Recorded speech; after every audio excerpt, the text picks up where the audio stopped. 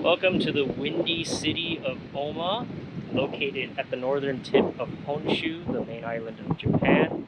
It's also known for tuna fishing. Anyways, I'm here to celebrate my 2-year ownership of my lovely Mazda MX-5 and to give you an update on what's been going on with it.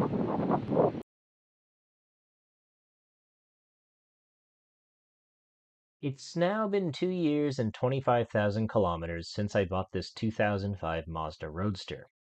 I've gone on all sorts of adventures in the car, including going to the northernmost tip of Japan, all sorts of initial D roads, whaling towns, fishing villages, and I even took the car back to the factory it was built in Hiroshima.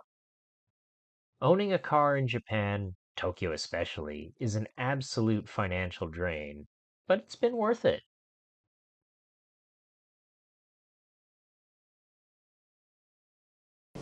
Okay, let's start with how much it actually costs to run a car in Japan. So, as I said in the last video, it's about 20,000 yen a month to park your car in Tokyo, and that's on the cheaper side. Never mind what the exchange rate is, the cost of living exchange rate to US dollars would be about $200 a month, which is basically a car payment. And then on top of that, I had to do something called a shaken, which is kind of the roadworthiness test / tax that you have to do every 2 years. Just finished that, and it wound up being 120,000 yen. So pretend it's about $1,000. And if you're wondering why it was so expensive, it wasn't necessarily, hey, there's things broken on the car that need to be updated. 40,000 yen of that is essentially just the test itself. And if you pay for a mechanic to do the test for you, like I did, then it costs about another 40,000 on top of that, so 80,000 total. Then there's some cheeky taxes in there that I just didn't know about, which kind of pushed it up to 100,000 yen. And then at the end, the mechanic that I took it to, he changed out the brake fluid. What else did he do?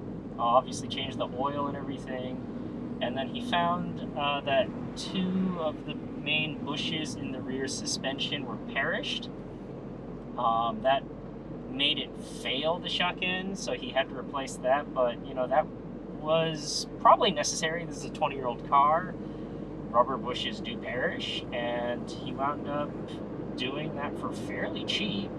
And then at the end of the day, the final bill was 120,000 yen. So in another 2 years, probably another 100,000 yen just to run the car legally. So it's not cheap to just simply own a car in Japan.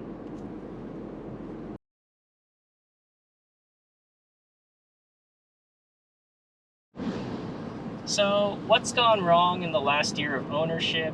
I mean, this is almost a 20-year-old car, and, you know, things do go wrong. And surprisingly, I've had pretty much no problems with this car beyond the 2 rubber bushes that were perished and need to be replaced to pass the shaken. Beyond that, like, genuinely nothing's gone wrong. This car has been completely and totally reliable, which is fantastic. The only thing that I really have to complain about is it's developed quite a lot of squeaks and rattles in the last year, and it really depends on the road surface if it comes out or not. But, you know, once again, a car from this era has squeaks and rattles. It's a 20-year-old car. It's stuff that you deal with. Other than that, this car's been perfect.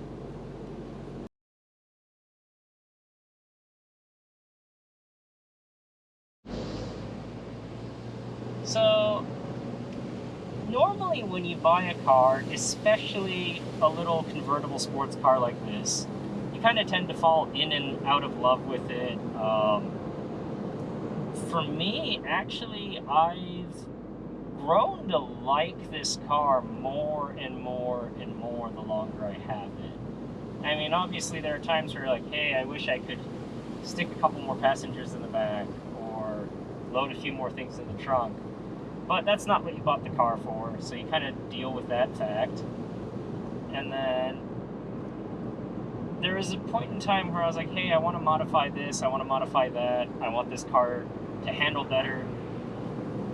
And I just kept coming back to me liking this car stock and just the way it is. I don't really want to change anything because I feel like I'd make it worse. I mean, suspension and handling wise, could it be better?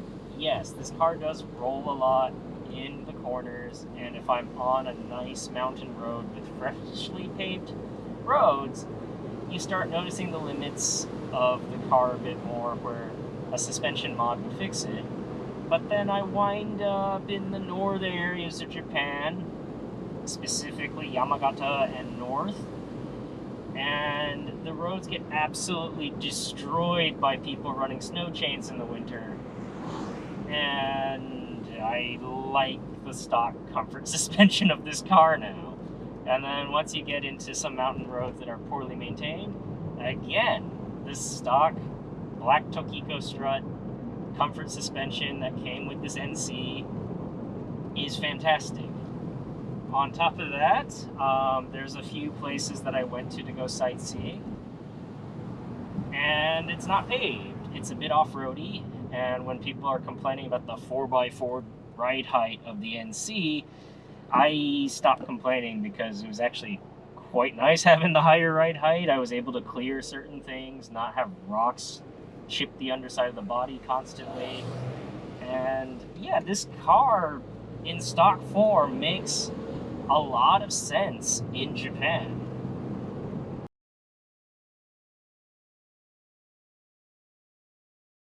I tried renting some other cars just to see if owning an NC Miata would change my perspective on things.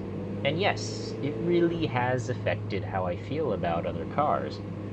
First and foremost, normal passenger cars now feel completely dead, boring, and soulless. I didn't like driving people movers in the past, but now I really don't like driving them. I had a Toyota Passo loaner car while my car was in for the shaken, and a 30-minute drive to a shopping mall felt like an eternity. Cars like the Mazda 2 and the Suzuki Swift that I used to really enjoy driving are now less enjoyable.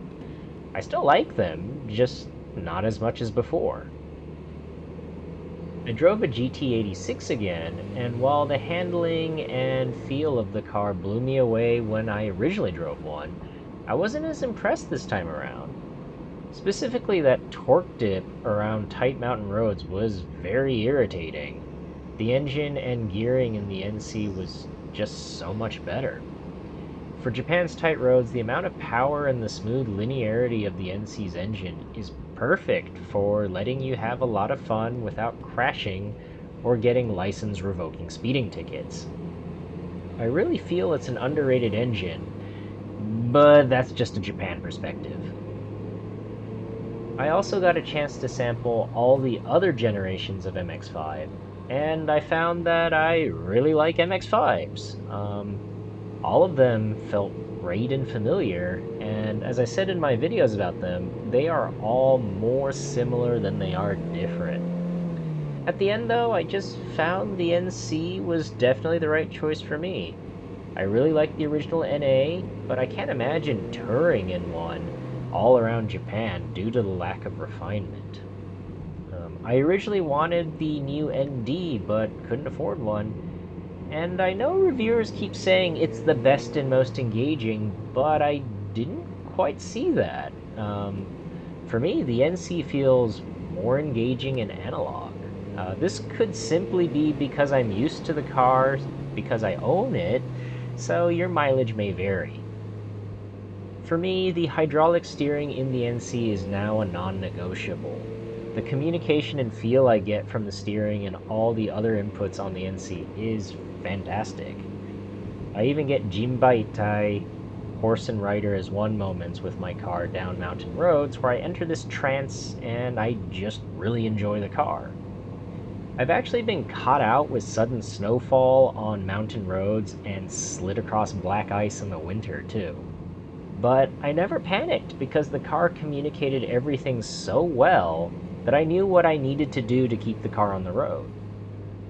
If you're curious, I'm running Continental DWS Plus High Performance All Season tires on my car, and they definitely helped in those conditions compared to regular summer tires.